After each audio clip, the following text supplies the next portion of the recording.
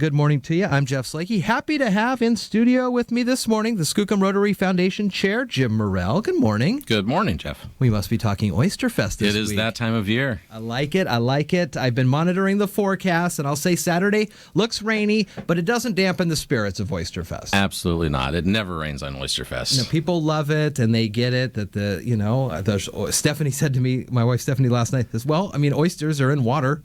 That's right. You come, and it's raining, and you're in water, and it works for everyone. Exactly. And we've got tents and lots of tents. So you've got shelter, and it's a good thing. It is up at the abandoned runway at the Port of Shelton, Sanderson Field.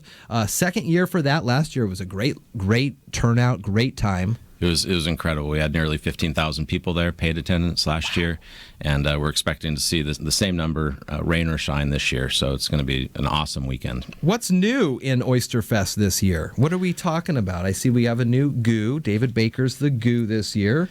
David Baker is the goo. There are a couple of different vendors. Patty Case will be in on Friday, I believe, to share some of the new food items that are at Oysterfest. Uh-huh. We've got a smattering of bands, some from the past and some new ones. So exceptional quality for the bands and exceptional sound systems this year as well. So those things will be new. And my area of responsibility is the wine tasting. Oh, man. So, darn it, huh? Yeah, I know. It's a really tough Pick gig. the short straw on that one. It is difficult. So really what do you difficult. do as the wine chair? I know traditionally you have to find maybe some new wineries. There's a bunch of old favorites that come every year, but I mean that's got to be a great and tough job all the same time. It's really difficult. They have to twist my arm in order to do it. But I'm sure. We actually bring in this year the greatest number of wineries. 19 will be there this year. 75 different wines. Wow. So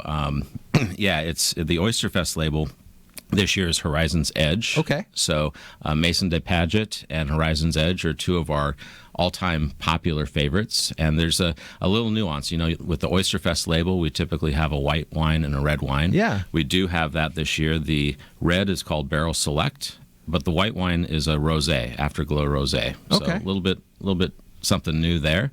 And we're really excited to have Horizon's Edge be the Oysterfest label. That's a big distinction for those wineries as well, to get that nod, to get the label, the Oysterfest label. Yeah, it's based on past popularity, what our folks that are coming to Oysterfest prefer and would like to see, and that's how we select the Oysterfest label. The other thing that we started last year and continue this year is the artwork. We have an art competition, and that piece of artwork is also put on the labels of the Oysterfest wine.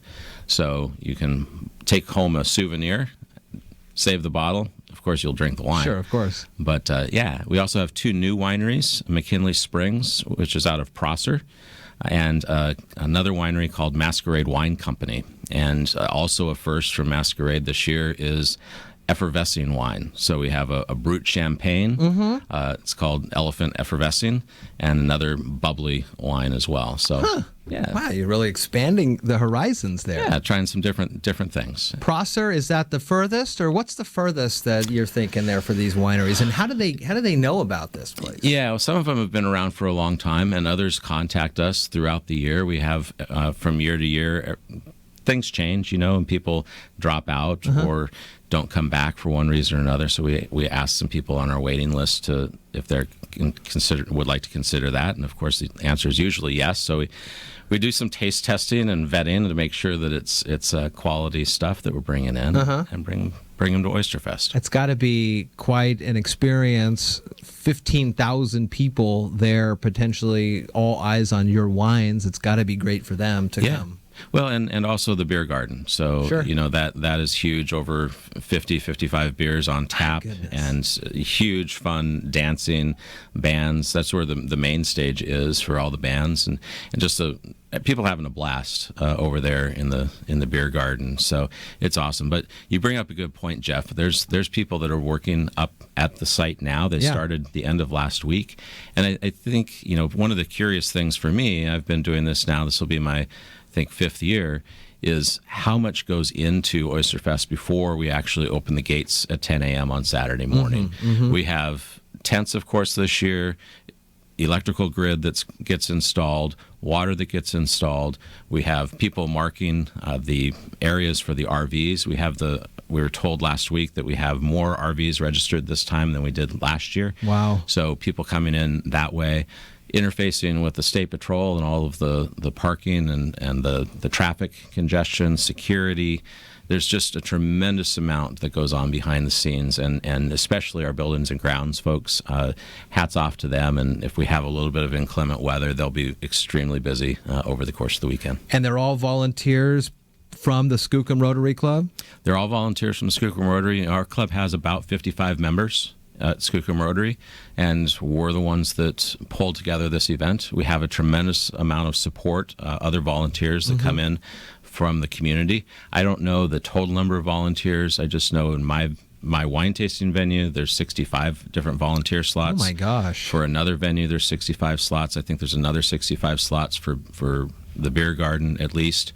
So, we're talking several hundred people that are coming in from the community to help support us and volunteer. And everybody understands that the purpose of Oysterfest is to give back. The vendors, the nonprofit food vendors that come in, that's their largest income producer for the year. The money that comes into the Skookum Rotary Foundation goes back out in scholarships. Last year, we awarded $28,000 in scholarships to high school students in Mason County. The Science Fair, which comes up in March. Community grants. This year, we'll give out $16,000 in community grants to different nonprofits in the county. So all of this is to put the money back into the county, and everybody rallies around that, and it's incredibly helpful for the volunteers that we have. I know that you've done the wine before, and when you're there as the lead and you're talking with folks, I can imagine many of the out-of-town visitors aren't quite sure where the money goes or where that it's going to the nonprofits. When you tell them that, how does they got to just be like, whoa, we're doing all this stuff to help the nonprofits in the community? Well, of course, I do that with extra wine tasting tickets in I'm hand, sure you say, right? you can help out even more. You can help out even more if you buy another glass, if you make sure you stop by the souvenirs and get those. And do that early, too, by the way, because those souvenirs sell out. I bet. But it just blows them away. In fact, people that know about what we're doing plan their vacations. I have yet to have a year where I've not met somebody that's come to Oysterfest from a foreign country.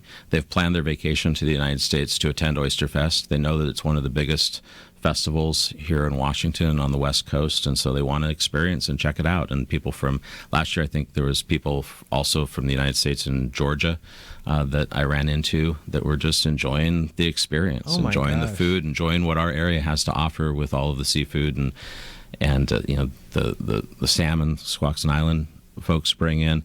It's just an amazing food and drink and fun festivities all weekend. That's right. It is not just oyster. There is other opportunities for food. They're just other than oysters, as you were just mentioning. So if you are allergic or have, not a fan of oysters, there are other options available that are just as delicious, and you can check it out. It is this weekend, October 1st and 2nd, up at the Port of Shelton, Saturday 10 to 6, Sunday 10 to 5.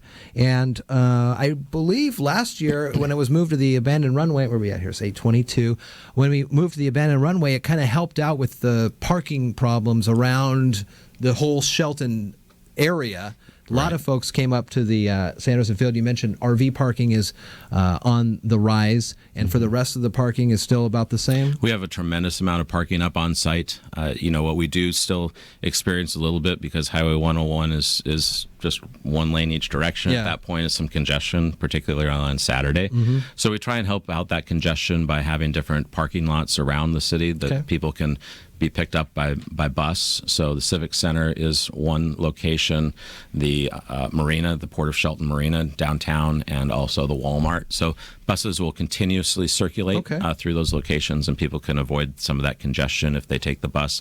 But on site, there is more than enough parking, and we are Also very grateful for the ROTC, junior ROTC from Shelton High School that comes up and helps us with some of that parking direction. Yeah, that's right. They do help out with the parking every year. Well, it's going to be a big deal. This weekend, it's Oysterfest. We'll have more conversations throughout the week. You can go to oysterfest.org. Also follow them on the Twitter and Facebook at OysterfestWA. See lots of good photos this weekend, I'm sure, from the abandoned runway there at Sanderson Field. We're talking with Jim Morrell, the chair of the Skookum Rotary Foundation this morning, and good to see you. Thanks for coming in. It's great to see you, Jeff. We'll see you this weekend at Oysterfest. I'm going to do my best to make that we'll weather forecast a little sunnier. We'll leave that in your control, and we'll make sure that everybody has a good time. That sounds good.